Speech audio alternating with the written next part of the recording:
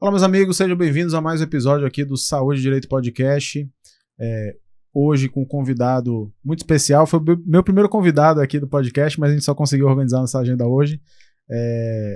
Obviamente que ele tem uma agenda atribulada, ele vai falar um pouco aqui sobre a rotina dele aí de cirurgias, mas para mim é uma satisfação muito grande recebê-lo, mas antes, fazer aqui o nosso agradecimento ao nosso patrocinador oficial, a Gula Fit, né?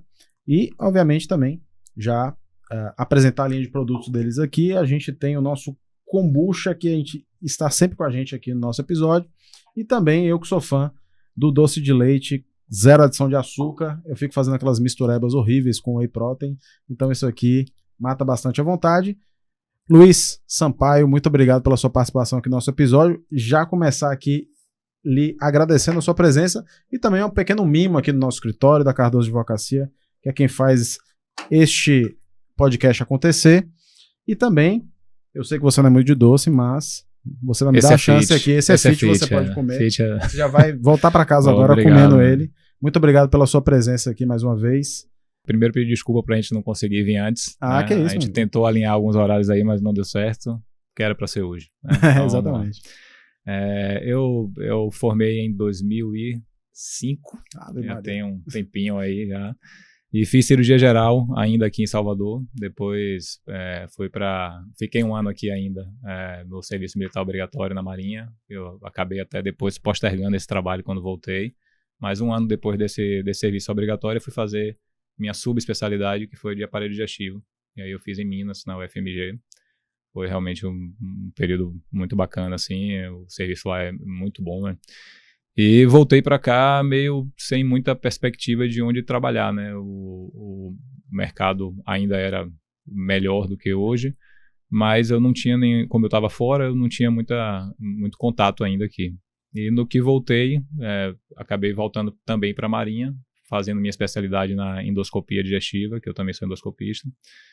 E surgiu a cirurgia bariátrica, assim, na minha vida, meio que por acaso. A verdade é que eu não gostava muito da cirurgia bariátrica na residência. A cirurgia bariátrica na residência, como foi a residência de SUS também, ela era uma técnica aberta, né, convencional. Então era de incisão, o pós-operatório mais doloroso, o índice de complicações, principalmente relacionado com a incisão cirúrgica, era maior também.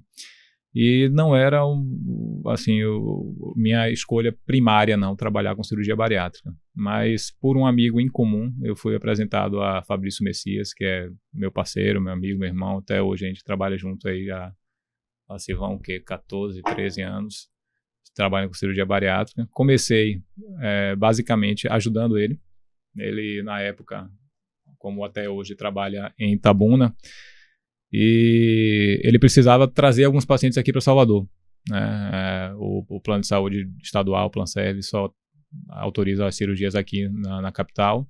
E os pacientes de lá, da região, ele precisava trazer para operar aqui, e não tinha alguém para acompanhar durante a cirurgia e durante o pós-operatório aqui as cirurgias. Então eu comecei a acompanhar ele e mudou completamente a minha visão, assim, em relação, primeiro, ao ato cirúrgico em si, porque eu fui apresentado de fato à cirurgia laparoscópica na bariátrica com ele, né? Eu já fazia cirurgia laparoscópica avançada, algumas outras coisas, mas a cirurgia bariátrica em si, eu, como tinha conhecimento da residência, era convencional, era técnica aberta. E quando a gente mudou e quando eu visualizei a diferença realmente que era no pós-operatório, no acompanhamento da cirurgia laparoscópica, eu já mudei um pouco minha perspectiva, mas ainda assim não imaginei trabalhar com isso. Até o momento que eu comecei a acompanhar esses pacientes em pós-operatório e ver realmente o impacto da diferença, assim, do tratamento da obesidade, né? Independente de ser com cirurgia ou de ser de medidas clínicas, você saber que o tratamento da obesidade impacta tanto na vida da pessoa e acompanhar esse pós-operatório, ver o quão rápido é essa recuperação, a eficácia da cirurgia e de todo o tratamento completo mesmo. Mudou muito o meu conceito e me fez realmente voltar atrás, repensar. E hoje eu trabalho basicamente com cirurgia bariátrica. Eu sou cirurgião geral de formação, tenho eventualmente agendas de cirurgia geral também. Sou endoscopista, tenho um serviço de endoscopia que trabalha em Alagoinhas, mas do ponto de vista da cirurgia mesmo, de maior complexidade, eu faço maior parte hoje a cirurgia bariátrica. Bacana, Luiz. E você falou que você foi apresentado à cirurgia bariátrica, foi lá para 2010, mais ou menos? Por aí? Cara, assim, na verdade... Então, em 2010 a gente poderia dizer que era uma cirurgia bem mais invasiva. Não, na verdade já existia cirurgia laparoscópica há bastante tempo, mas no serviço público a gente não tinha ainda a disponibilidade da laparoscopia. Então a cirurgia era muito mais agressiva, o pós-operatório era muito mais desconfortável. Então era um segmento de pós-operatório muito pior, né? E quando eu fui apresentado à cirurgia laparoscópica da cirurgia bariátrica especificamente, já foi com os pacientes da rede privada e nessa perspectiva de acompanhar esse colega, esse irmão Fabrício, até hoje que a gente trabalha junto. Bacana. Só para a gente trazer um dado aqui bem interessante e o curioso, né, que assim, não é fácil, né, alinhar as agendas, né, tanto a minha quanto a dos convidados, e assim, mas a gente, eu acho que está no 7º episódio e um assunto que sempre volta a essa mesa é a questão da obesidade, né? Já tivemos aqui educadores físicos, nutricionistas, cirurgião do joelho, e a gente sempre fala do problema da obesidade. E aí eu trago um cenário aqui global, um número que seria, hoje, a gente tem mais de 1 bilhão de pessoas, né, com pelo menos excesso de peso, né? Pelo menos esse é um dado aqui que eu coletei hoje, numa biblioteca que fica vinculada ao Ministério da Saúde, que pega dados... não sei se dá OMS, depois a gente pode colocar até na descrição aqui do vídeo. Da OMS mesmo. E aí a gente coloca aqui no Brasil, né, que 60,3% dos adultos, é um número absurdo, estão acima do peso, né? Inclusive me incluo dentro desse número aí. Mulheres têm maior prevalência, 62,6%. E, obviamente que isso deve estar muito ligado também, né, à questão dos hábitos, né? E aí eu acho que quando a gente trata de hábito, a pessoa precisa mudar o comportamento dela também, né? E eu acho que me parece que é algo também que vocês devem ter que trabalhar muito no pós-operatório, a cabeça do paciente, para ele não ter que voltar para sua mesa de cirurgia. Como é que hoje, né, vocês encaram, primeiro, a indicação da cirurgia, né? Para quem de fato vocês indicam a cirurgia bariátrica? E depois a gente pode até evoluir um pouco mais para falar sobre essa questão do pós-operatório, né?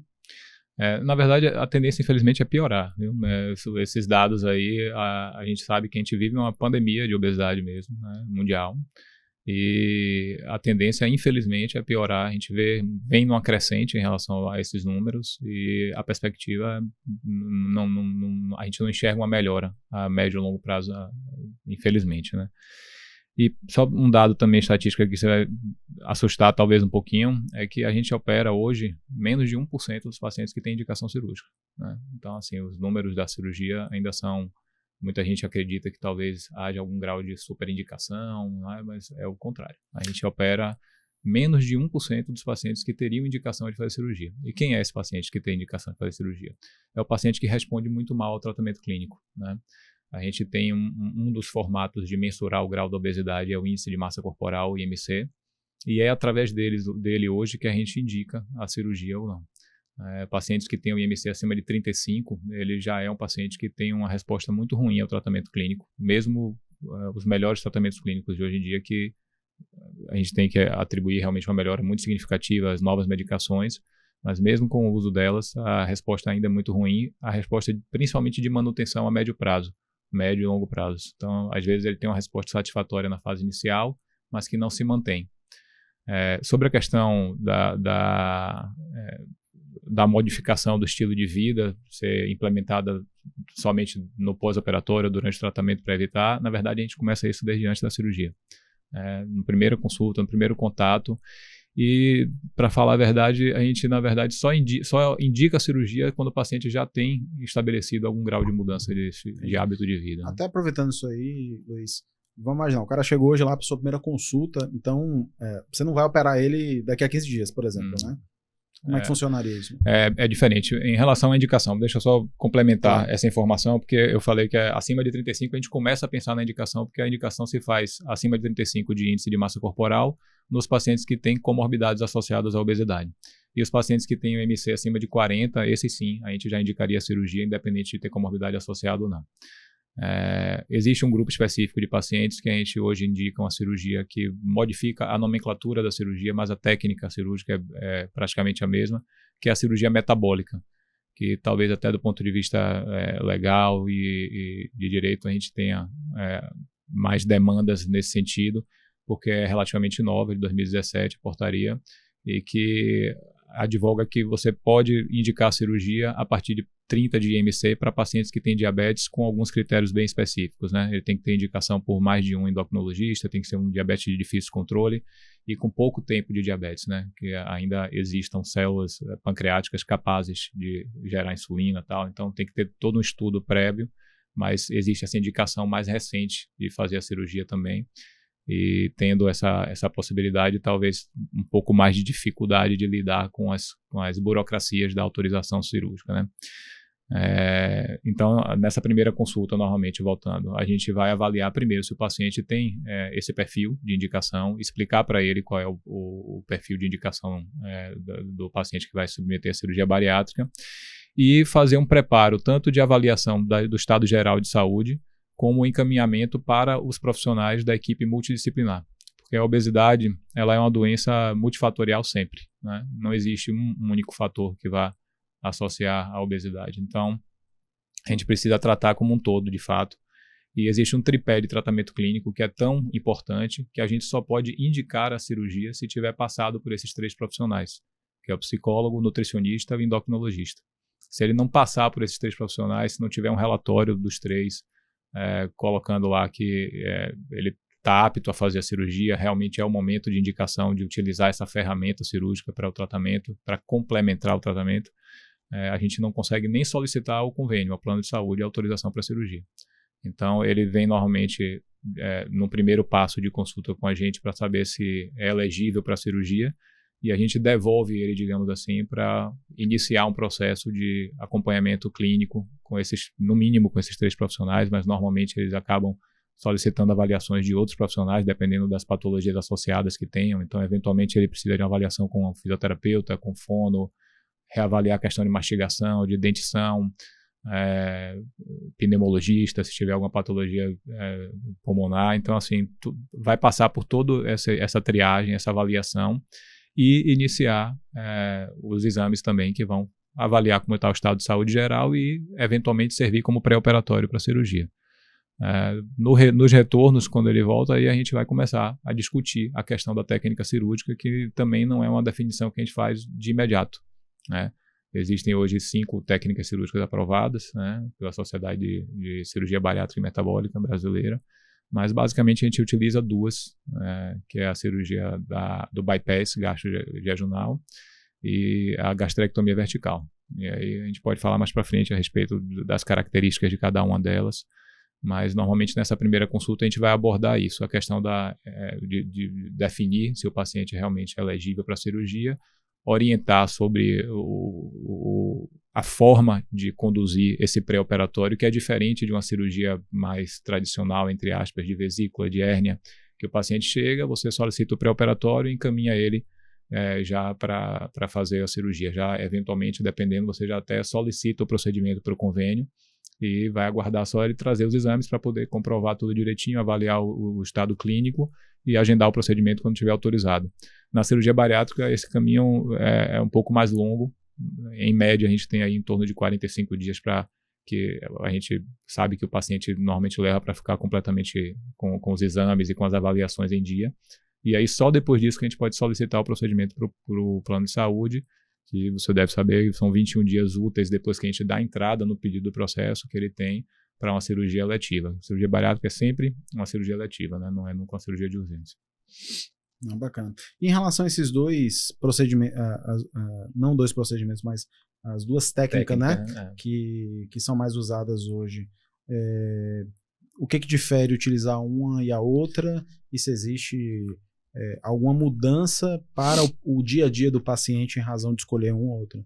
Existe. Na verdade, assim, a gente tem a técnica mais conhecida, talvez, ainda no Brasil, seja a da gastroplastia com bypass, que a gente deixa um coto de estômago bem pequenininho e faz uma modificação da arquitetura do trato gastrointestinal. A gente pega uma alça lá de baixo do intestino, depois de 1 metro iniciado do intestino fino, e vai colocar para receber esse alimento desse coto de estômago que a gente separou do restante do estômago. Então, mais de 90% do estômago fica isolado, num curto-circuito, como se fosse um bypass, e aí o alimento vai passar por esse coto gástrico, vai cair nessa alça intestinal, que era mais distal e que a gente puxou mais para frente, e o restante do estômago vai continuar dentro do organismo da pessoa, né? Vai continuar dentro do abdômen da pessoa, fabricando as secreções que vão auxiliar na digestão do alimento. Então, o suco digestivo, o gástrico, o biliar, o pancreático vão estar correndo numa alça, digamos assim, paralela, que só vai se encontrar com o alimento lá depois de 1,5 m, 2 metros de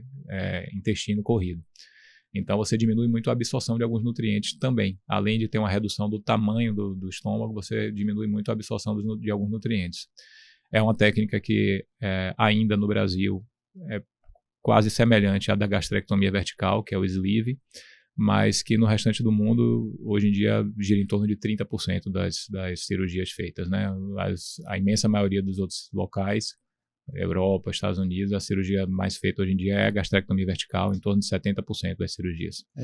E a gastrectomia vertical, a diferença dela é que a gente faz uma secção, uma retirada do estômago, deixando o estômago que vai se continuar como se fosse um tubo mesmo, como se fosse uma continuidade do esôfago. A nomenclatura do sleeve é porque parece uma manga de camisa, então é o formato que ela fica como se fosse uma manga de camisa. E ela vai continuar do esôfago, mas o alimento vai continuar passando por todo o intestino, né? Mas, talvez as características mais importantes que a gente aprendeu assim, ao longo desse tempo com a cirurgia bariátrica é que a parte mecânica, ela talvez não seja a mais importante da cirurgia, né?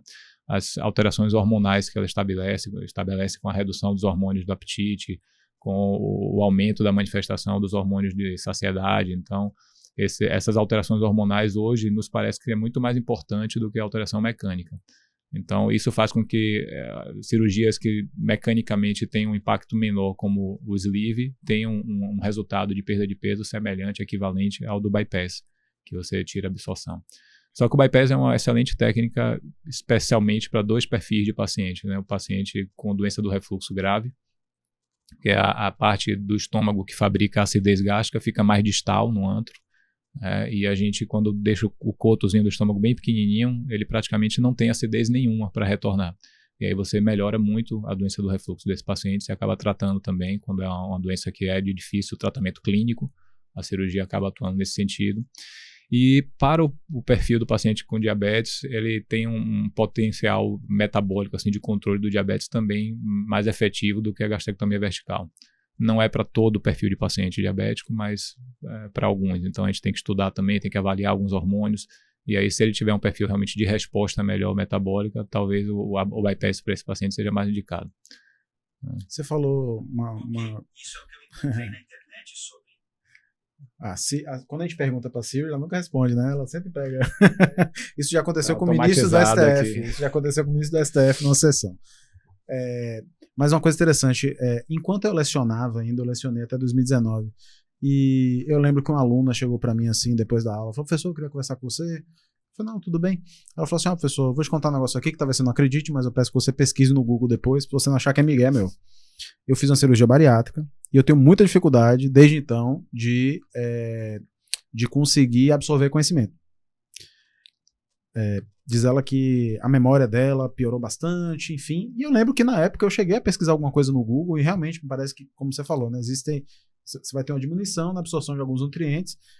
Salvo engano, se eu não estou me lembrando de maneira equivocada, diminuir a absorção de alguma vitamina que de fato interferia B12 provavelmente então assim, não era migué dela. Não, na verdade, o paciente que é bem acompanhado, que segue direitinho todas as orientações, que acompanha com o nutricionista, ele vai ter um estado de saúde muito melhor do que o de antes da cirurgia, sem dúvida nenhuma. Agora, ela é uma cirurgia que é desabsortiva, né? Independente de você ser uma desabsorção maior ou menor, dependendo da técnica, mas nas 2 técnicas, nas 5 eventualmente autorizadas, ela traz algum grau de desabsorção. E se você não repuser isso de uma forma correta, não acompanhar direitinho, certamente você vai ter as consequências disso, né? Então, a gente tenta fazer com que o paciente fique bem linkado com a gente. Então, o grupo todo é muito formado por conta disso, né? Eu esqueci no início de apresentar o nosso grupo, Fica à né? vontade. Eu falei que comecei a trabalhar com o Fabrício já há 13, 14 anos atrás, mas hoje somos um grupo de 8 cirurgiões. Na época era Fabrício e mais um colega lá de Itabuna. Esse colega, que era o nosso amigo em comum, acabou saindo do grupo, mas entraram mais outros 6 agora nesse caminho. E somos um grupo de 8 cirurgiões. Hoje a gente faz uma média de 50 cirurgias por mês, quer dizer, fazia até 2 meses atrás, porque atualmente a gente está fazendo, além das 50 que a gente faz já pelos particulares, pelos convênios, a gente está fazendo 60 cirurgias a mais por mês pelo SUS. Num convênio que a gente conseguiu do grupo lá em Itabuna, e aí a gente tem feito um serviço fantástico, assim. A gente consegue oferecer exatamente o mesmo serviço, a mesma coisa que a gente oferece no serviço privado para o paciente do SUS. E você vê que são pacientes muito carentes, então a gente tem que ter todo esse cuidado também de orientar que esse acompanhamento pós-operatório é necessário, fundamental, que precisa fazer as reposições, precisa estudar essa parte até social também prévia, para ver se ele tem capacidade de fazer esse segmento. E isso é muito importante. Se a pessoa não fizer o segmento, é fato, é certo que ele vai ter em algum momento algum grau de deficiência nutricional que vai trazer alguma consequência. Então é bem comum ter paciente que tem realmente alguma dificuldade de memória, de cãibras, alguns desconfortos, anemia. Se não fizer o acompanhamento adequado, ele vai ter deficiência de alguns nutrientes que vão cobrar esse preço depois de um tempo. A queixa talvez mais que chama mais atenção, ela é uma queixa mais aguda, mas que se resolve mais precocemente também, que é a famosa queda de cabelo, enfraquecimento das unhas. É uma resposta do nosso organismo, na verdade, à perda de peso muito agressiva na fase inicial. Então, nos 3 primeiros meses, a gente normalmente perde mais do que 30% do excesso de peso. E a gente acaba, como um mecanismo de defesa mesmo do organismo, fazendo isso. E a gente suplementa, acompanha. Toda a parte nutricional e de suplementação é essencial para a gente diminuir um pouquinho essa consequência negativa. Mas ainda assim vai ter gente que vai ter de uma forma mais significativa, mas com tempo limitado, né? Depois de um ano e pouquinho, quando estabiliza a perda de peso, quando a perda de peso não está mais tão agressiva, ele volta a ter normalmente o crescimento normal. Existe uma tendência? Na verdade, assim, a gente suplementa sempre de rotina e muitos desses pacientes ficam incomodados mais com essa queda, acabam buscando suplementação adicional. Eu costumo dizer que tudo ajuda, mas talvez nada resolva completamente, a não ser o tempo. Quando parar de ter uma perda de peso tão agressiva, ele vai começar a voltar a ter o crescimento natural, normal. Não é uma coisa que não consiga reverter depois, não. É realmente temporário sempre. Antigamente, eu escutava muito, Luiz, assim, fulaninho fez a cirurgia, mas... enfim, não mudou os hábitos, engordou tudo de novo, né? Pela sua experiência hoje, né? Quando a gente fala aqui de reincidência, vamos colocar assim, do paciente na sua sala de cirurgia, tem sido algo corriqueiro? Como você tem visto isso hoje? Os números falam em torno de 25% a 30%, né? A gente não... sendo bem sincero, a gente não tem esse número formalizado do grupo, mas a gente tem alguns estudos em andamento para poder falar, mas certamente é menor do que esse, no geral. E, sinceramente, eu atribuo talvez ao fato da gente ser muito próximo do paciente. A gente tenta, de todas as formas, trazer esse paciente para perto, não só da gente, mas da equipe multidisciplinar, enfatizar a importância desse acompanhamento, desse segmento. E, infelizmente, acontece e está, de fato, muito relacionado com a não mudança dos hábitos. Então, não adianta muito... Eu sempre falo que a cirurgia bariátrica ela é uma ferramenta dentro de um processo de tratamento muito mais complexo, que se inicia muito antes da cirurgia. Então, essa questão de você ter os relatórios da equipe multidisciplinar para te autorizar a fazer a cirurgia é uma informação bem clara para o paciente, de que ele precisa estar com esse acompanhamento também no pós-operatório, porque o tratamento é da doença, a obesidade. E a ferramenta da cirurgia, ela vai basicamente te mudar, te trazer de um ponto que talvez com medidas clínicas você não conseguisse mais sair, te colocar numa realidade diferente, e nessa realidade diferente vai ser muito mais fácil você manter e estimular a pessoa que consiga implementar mudanças de estilo de vida. Então, a atividade física é uma das coisas mais importantes do pós-operatório. Isoladamente, se você for pontuar, talvez seja a mais importante. E a gente, com 15 dias de pós-operatório, a gente já começa a estimular a pessoa a fazer atividade física. Logicamente, no início vai ser uma caminhada mais leve, que vai evoluindo aos pouquinhos, porque a dieta é de muito baixa caloria. Nessa fase inicial, a perda de peso é muito grande, e se ela forçar um pouquinho mais na atividade, talvez ela sinta um pouquinho de hipotensão, de hipoglicemia, mas com um mês, quando normalmente a dieta já está sólida, normalmente já está com a taxa calórica um pouco maior, você já consegue estimular, colocar esse paciente a fazer academia, visando principalmente a musculação, o ganho de massa magra, né? Que é um outro conceito que a gente precisa também deixar bem claro, bem evidente, que na conquista da manutenção da perda de peso a médio e longo prazo, o mais importante em termos de atividade é a atividade de hipertrofia, né? Porque você melhora a sua taxa metabólica basal e o seu consumo vai ser maior de calorias. Então, você vai poder comer melhor, que é o que acontece na evolução depois da cirurgia, e ainda assim vai continuar perdendo peso, eventualmente, se for esse seu desejo, ou equilibrar e estabilizar no peso que você vai ter como objetivo. Então, a atividade aeróbica é muito bem-vinda, sempre, mas se tiver uma das duas para escolher, para selecionar, a atividade da hipertrofia realmente é a mais indicada. Isso está muito alinhado com o que a gente já conversou aqui com ortopedistas, com educador físico, com nutricionista. É que no pensamento popular eu acho que isso ainda não está muito bem sedimentado, né? O pessoal ainda atribui muito a atividade aeróbica, a perda de peso e tal. E, na verdade, você modificar a composição corporal talvez seja mais importante. Talvez seja mais importante que você perca esse peso de uma forma mais lenta, mas que você emagreça melhor, né? Que você perca mais massa de gordura e mantenha a sua massa magra ainda, né? Perfeito. Eu acho que todo episódio eu acabo falando um pouco aqui da minha experiência como alguém que está sempre lutando contra a balança, né? Atualmente, assim, eu tenho uma rotina muito corrida dentro do escritório, enfim, e os horários que me servem a cuidar de mim são muito cedo, né? De 5 até 7 da manhã.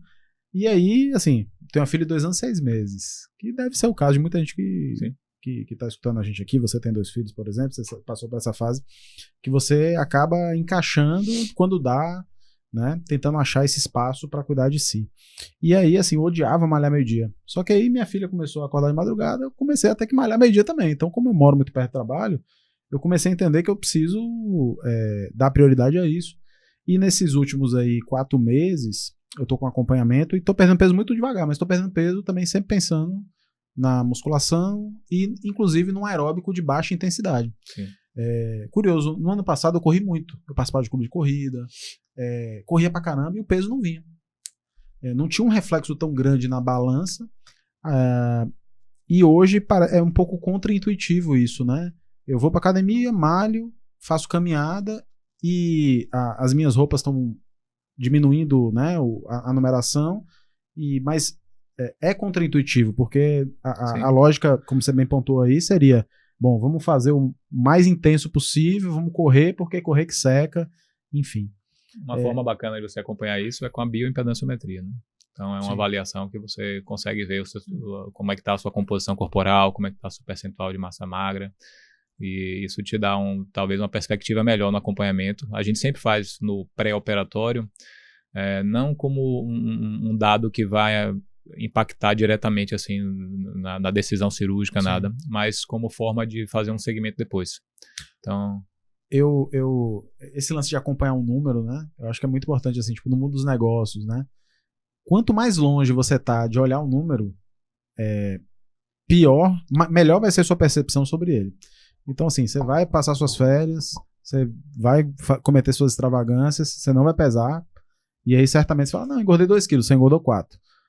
Você não tá olhando para as finanças, certamente você tá gastando mais do que você deveria. E o lance de você ter esse acompanhamento, né, metrificando e catalogando o que você está fazendo, e eu acho que esse é o trabalho que vocês fazem, né? O paciente, então, a partir do momento que ele sai da mesa de cirurgia e ele tenta implementar uma mudança de hábitos ele vai ter que acompanhar a evolução daquilo ali e corrigindo eventualmente o curso das ações dele, Sim. a partir do momento que os resultados que ele está colhendo não são aqueles que você esperava, né? A gente tem alguns alvos bem específicos que a gente já coloca desde o início do tratamento, né, que é, de fato, alvos da cirurgia. Mas a gente sempre coloca um alvo pessoal que certamente o ideal é que vá muito além daquilo ali. Então a cirurgia normalmente se propõe a ter uma perda de peso global aí no final do processo de um ano e meio, de pelo menos 70% do excesso de peso. E desses 70%, 30% normalmente você perde dentro dos 3 primeiros meses. Então isso a gente vai mensurando, vai acompanhando, mas muitas vezes eu percebo que o paciente perdeu muito e ficou satisfeito com isso, e não fico eu satisfeito porque eu vejo que perdeu com má qualidade. Perdeu talvez não fazendo atividade física, não repondo proteína, e aí é o emagrecimento junto com a perda de massa magra e que vai impactar futuramente na taxa de reganho de peso, porque a taxa do metabolismo vai lá para baixo e ele mesmo comendo pouco no futuro ele vai acabar ganhando peso novamente. Então a gente estimula muito, bate muito nessa questão da hipertrofia, do ganho de massa. E o ideal realmente seria que esse acompanhamento fosse até obrigatório desde o pré-operatório, né? Mas como a educação física, o educador físico, a gente não tem ainda ele disponibilizado nos convênios, no plano de saúde, a gente não consegue cobrar isso do paciente, né? É um custo relativamente alto, mas seria o ideal ter esse acompanhamento individualizado, né? Esses dias eu ouvi, inclusive, da minha mãe. Não, eu estou mantendo meu peso. Isso ela estava falando para o nutricionista dela. Eu estou mantendo meu peso há alguns anos. Ele falou assim, olha, uma informação importante. A senhora tem 67 anos, a senhora pode estar até mantendo o seu peso. Mas se você está mantendo o seu peso, como deve existir uma sarcopenia ali, natural, na verdade, você não está mantendo. Você está tendo a sua composição, você vai ter mais gordura, menos músculo. Então, o que você falou faz muito sentido, né? Esse acompanhamento lógico também com um profissional que tem condição de avaliar os números absolutos. E chamar atenção mesmo para isso, né? Porque muitas vezes é isso, a gente acredita que está no caminho bom, e se não tiver uma pessoa que mostre lá, ó, não é bem assim, vamos lá. Então, muitas vezes a gente recebe paciente com 3 meses de pós-operatório e que eventualmente está super satisfeito com a perda de peso, que foi, ao invés dos 30%, 50% do excesso de peso. E aí eu, às vezes, dou uma puxada para baixo, eu chamo a atenção, ó, não tá bom, vamos melhorar. Você perdeu o que não deveria. Né? Perdeu muita massa magra associado, isso não é tão legal. Então, você está fazendo a reposição de proteica adequada, está fazendo atividade física, de hipertrofia e tal. Então, chama atenção e faz esse acompanhamento, que se a gente parar para pensar, talvez não fosse tanto o nosso papel como cirurgião.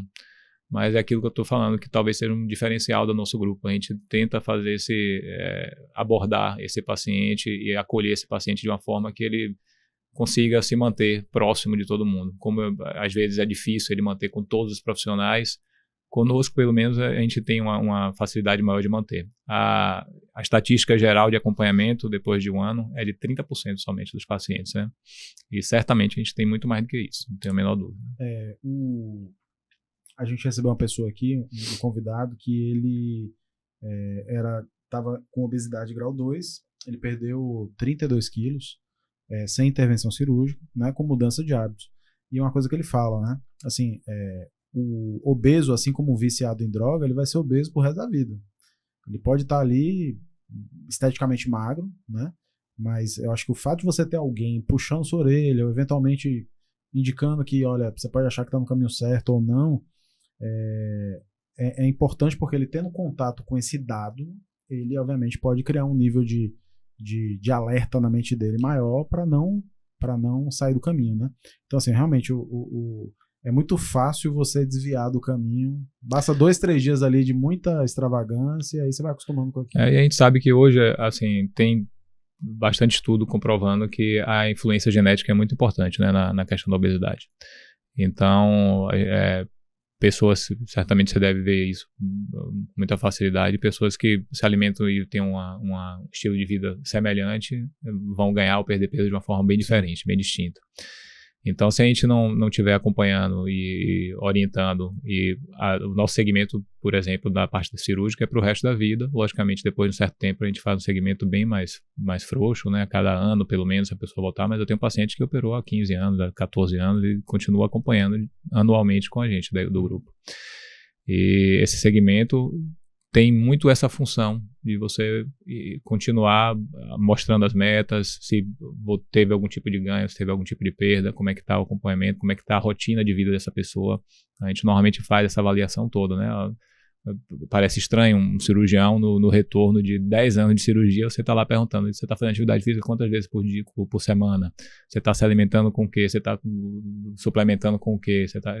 Talvez não fosse o papel direto que você esperaria de um cirurgião, mas no entendimento do tratamento de doenças crônicas, a obesidade é uma doença crônica, é uma doença recidivante, é uma doença que não tem cura. Então isso é difícil de ouvir isso, mas é a verdade.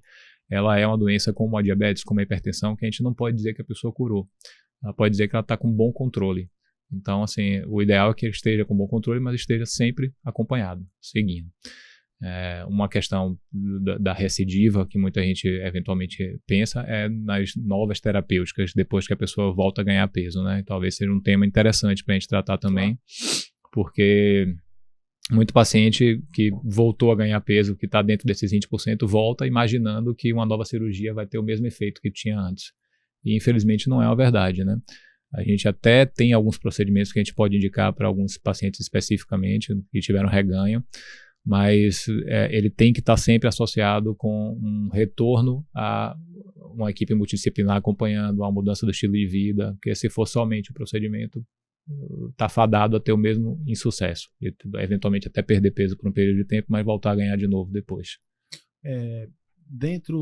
Até uma curiosidade isso, e aí eu até recebi uma pergunta, porque eu abri uma caixinha de perguntas no Instagram perguntando, eu vou receber uma pessoa assim, assado, quem quer perguntar alguma coisa. Você falou de duas técnicas, né? Em uma delas existe isola-se, né? Uma parte do estômago, e em outra, na verdade, você retira, não é isso? Sim. Uma parte. O estômago tem a capacidade de retomar o seu volume anterior? Como é que funciona não isso? O mesmo volume, mas ele é um órgão muscular, então ele de certa forma dilata em algum grau, né, no segmento, mas já está bem estabelecido que não é esse o fator que vai fazer com que a pessoa volte a ganhar peso. E qual é? Os hábitos principalmente, né, se a pessoa está conseguindo ou não seguir hábitos nutricionais, hábitos de vida adequados, se ela conseguiu estabelecer essas mudanças e manter essas mudanças.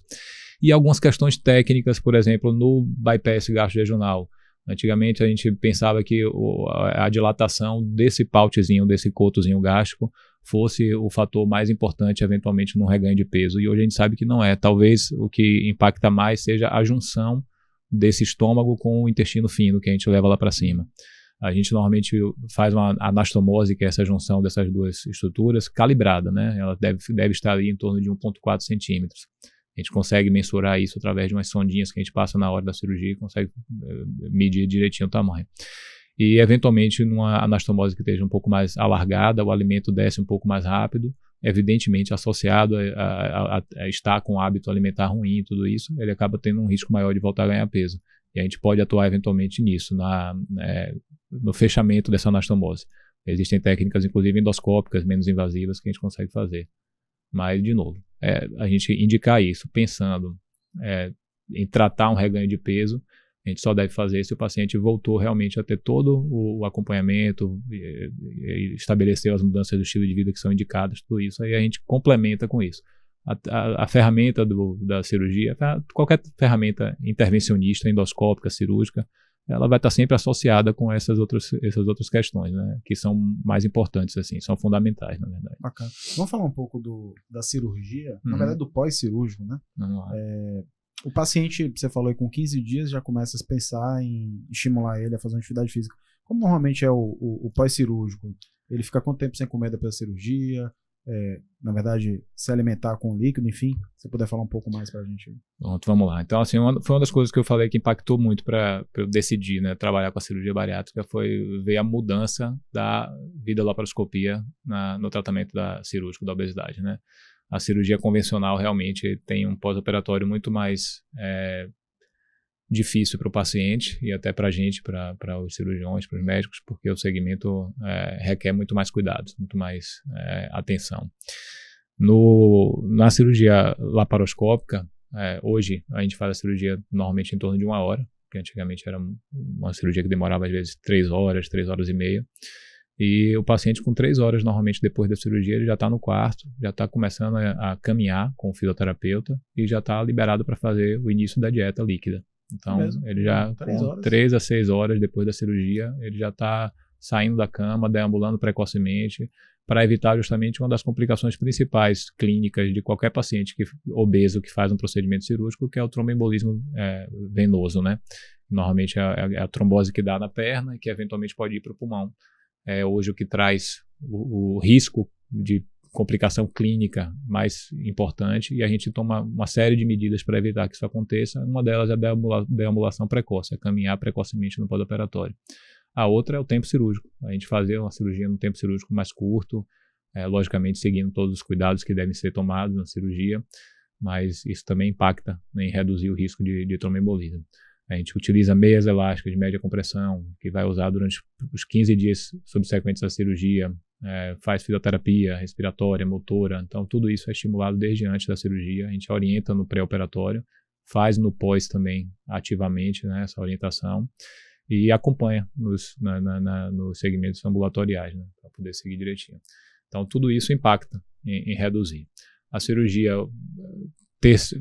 ter essa fluidez, essa rapidez que faz, permite também que a gente tenha menos complicações pulmonares, menos complicações de infecção, tudo isso por conta do tempo cirúrgico reduzido que a gente tem hoje. Bacana. E ele, então, com 3 horas ele já estaria, né, andando, e a ingestão de alimento sólido seria algo em torno de quantos dias? Aí? Como bacana. Essa progressão da dieta normalmente é acompanhada pela nutricionista, tem algumas diferenças, evidentemente, individuais do paciente e até do próprio profissional, do nutricionista, do nutrólogo que acompanha, mas normalmente em torno de 15 dias ele faz a conversão da dieta líquida para a dieta pastosa e em torno de 1 mês, 40 dias ele começa a ter a dieta sólida já normalmente. Logicamente numa quantidade muito menor, tem que ter uma atenção muito grande na fase inicial, principalmente com a questão da hidratação, né? Porque como são porções muito pequenas que tem que tomar, 50, 60 ml, ele tem que estar tomando o tempo inteiro para poder estar bem hidratado no pós-operatório. Esse talvez seja o motivo principal que a gente mantém o paciente internado ainda, esse um dia, que hoje em dia, eventualmente, a cirurgia bariátrica talvez vai evoluir para ser realizada em regime de hospital dia, como é a cirurgia de vesícula hoje, de hérnia. A gente hoje interna o paciente no dia da cirurgia e no dia seguinte, pela manhã, a gente dá alta, né? E muito passa por conta dessa questão da gente conseguir manter ele bem hidratado nessa fase, né? Bacana. Eu me recordo que há uns 24 anos atrás, um amigo fez essa cirurgia, e aí eu salvo engano, o pós-operatório dele não foi assim tão tranquilo sob o aspecto da introdução alimentar. Demorou pra caramba. Eu acho que eu não lembro qual foi o que ele fez. 24 anos atrás ele deve ter feito a cirurgia ainda de modo convencional, aberta, provavelmente. Então, realmente, a evolução era mais complexa, demorada. É um pós-operatório bem diferente mesmo. A laparoscopia, a cirurgia minimamente invasiva, tem um impacto muito grande no paciente obeso, né? Porque você tem um pânico adiposo muito grande, o trauma cirúrgico é muito elevado, a lesão de tecidos é muito grande, então a dor, o desconforto, a dificuldade de mobilização no pós-operatório, as complicações decorrentes da própria incisão cirúrgica, né? De infecção de ferida, tudo isso são muito maiores. E aí é bem distinto a evolução. Foi um divisor de águas absurdo, assim, o que não aconteceu tanto da laparoscopia para a robótica. A gente tem a robótica hoje bem ativamente em vários setores, mas especificamente para a parte superior do abdômen, talvez, né, o andar superior do abdômen, a gente não modifica tanto em relação à resposta no pós-operatório, né? Então, é o futuro, sem dúvida alguma, né? A robótica está aí cada vez sendo mais acessível, mas para essa parte de cima do abdômen, da parte superior, a gente vai ainda demorar um tempinho para ter uma diferença, uma discrepância muito grande entre as duas técnicas. Entendi. Do ponto de vista, claro, toda cirurgia, obviamente, é um procedimento cirúrgico que envolve aí seus riscos, né? Obviamente que vocês tomam todas as precauções aí para que esses riscos sejam mitigados. A gente poderia dizer que é uma cirurgia hoje que seria de baixo risco, de baixíssimo risco, hoje para a saúde do paciente? Eu vou te dar um dado aqui que talvez surpreenda a maioria das pessoas, né? Mas a cirurgia bariátrica hoje tem percentualmente, ela tem uma taxa de complicação semelhante à cirurgia de vesícula, até menor, na verdade. A cirurgia de esterectomia, retirada do útero. Então, assim, é uma cirurgia que realmente evoluiu bastante ao longo dos anos. não só nós, médicos, cirurgiões, como a equipe como um todo do hospital, do atendimento pré-operatório, pós-operatório, e equipamentos, materiais que a gente utiliza. Então, assim, as tecnologias realmente avançaram muito nesse período, e tudo isso fez com que a gente reduzisse bastante os riscos. Logicamente existem todos os riscos de qualquer procedimento cirúrgico, procedimentos que você tem algum grau de intervenção em vísceras, né? Você tem sempre o risco de sangramento e de fístulas, que é o vazamento de secreções de dentro dessa víscera oca que a gente mexeu. São talvez os riscos cirúrgicos que mais preocupam todos nós, mas graças a Deus é uma incidência muito, muito baixa. Os riscos clínicos talvez sejam que preocupam mais a gente, né, hoje, porque é um paciente normalmente que tem comorbidades associadas, hipertenso, diabético, tem apneia do sono, tem alterações vasculares. Então o cuidado com essas outras comorbidades é que talvez demande um cuidado maior no pré-operatório, por isso que é um pré-operatório mais demorado de fato. Não só a questão do acompanhamento da equipe multidisciplinar, como eu citei, a gente faz de fato uma quantidade de exames muito superior ao de uma cirurgia convencional, uma vesícula, uma hérnia. E isso se dá muito por causa disso. São pacientes que têm comorbidades associadas muito significativas, né? Okay. Com risco cardiovascular aumentado, tudo isso. Uma dúvida. Há pouco tempo atrás, né, a Justiça ela estabeleceu alguns limites para a cirurgia plástica reparadora pós-bariátrica, né? Tem sido um anseio muito grande dos seus pacientes, esse tipo de procedimento? Chega para você também opinar de alguma forma? Em termos legais, não saberia pontuar assim, mas eu... Não digo em termos legais, não, eu digo... De paciente é fato, a boa parte dos pacientes já faz a cirurgia meio que já pensando querendo saber quando vai poder fazer a correção da cirurgia plástica, do excesso de pele, da pitose das mamas, e realmente boa parte deles vai precisar fazer. Não, eventualmente é uma questão que a parte estética é mais significativa naquele caso, mas eventualmente não, é a questão realmente de que aquele excesso de pele ali pode causar alterações, inclusive de infecções de pele recorrentes pela dobra da pele que acontece. Então não é somente uma questão estética, que já seria importante sendo estética somente também. Normalmente se faz esse procedimento depois que você tem pelo menos uns 4 meses de estabilidade de peso, e isso acontece por volta de 1 ano e meio a 2 anos depois da cirurgia. Então a gente já orienta o paciente sobre isso.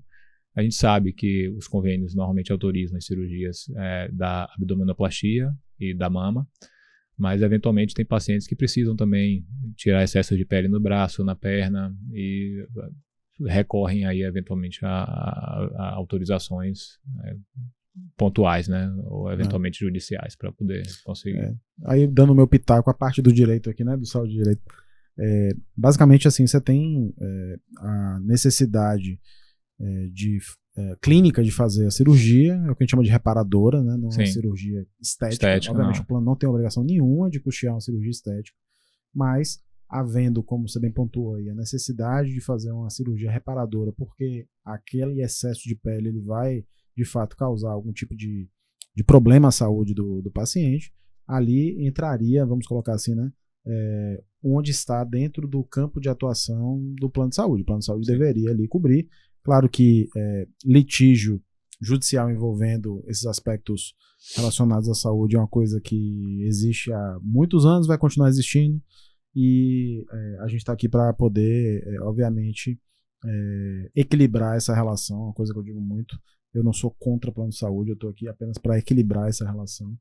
Mas é bom que as pessoas que estão aí pensando em fazer uma cirurgia apenas por questões estéticas, você vai ter, obviamente, que custear do seu bolso, tá?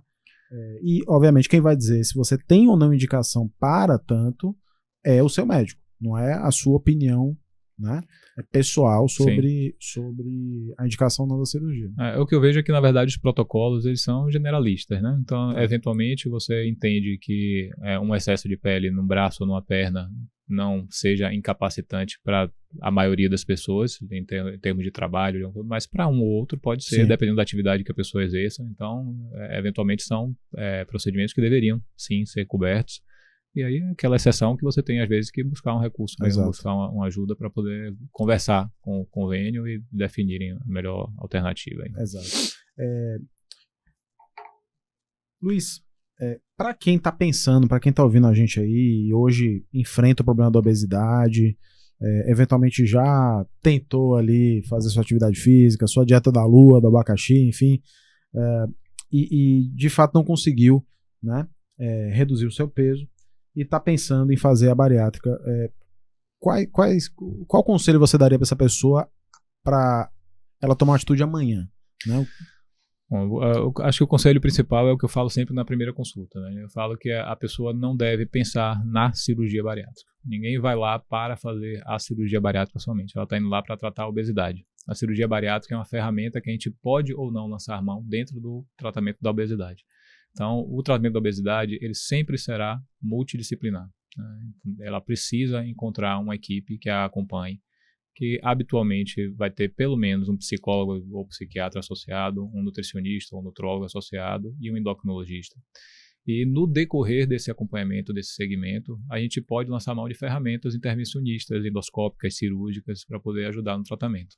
A ferramenta cirúrgica, graças a Deus, hoje é muito segura, é minimamente invasiva, tem uma repercussão na rotina da pessoa relativamente pequena, baixa, porque ela vai, antigamente tinha que às vezes ficar 2, 3 meses fora da sua atividade de trabalho, da sua rotina de atividade física, e hoje em dia é tudo muito mais precoce, com a cirurgia minimamente invasiva, mas isso é uma parte do tratamento, e é uma parte que é muito bem sucedida no que se propõe a fazer, é muito segura, mas que se não tiver associada à parte principal, que é a mudança do estilo de vida, é montar uma rede de apoio profissional, uma rede de apoio domiciliar, uma rede de apoio em casa, a chance dela ter o sucesso definitivo que a gente espera, que a gente quer que ela alcance, que é manter a perda de peso adquirido pela cirurgia para o resto da vida, melhorando as suas comorbidades, melhorando a sua expectativa de vida, inclusive, né? A gente sabe hoje que pacientes que têm obesidade normalmente vivem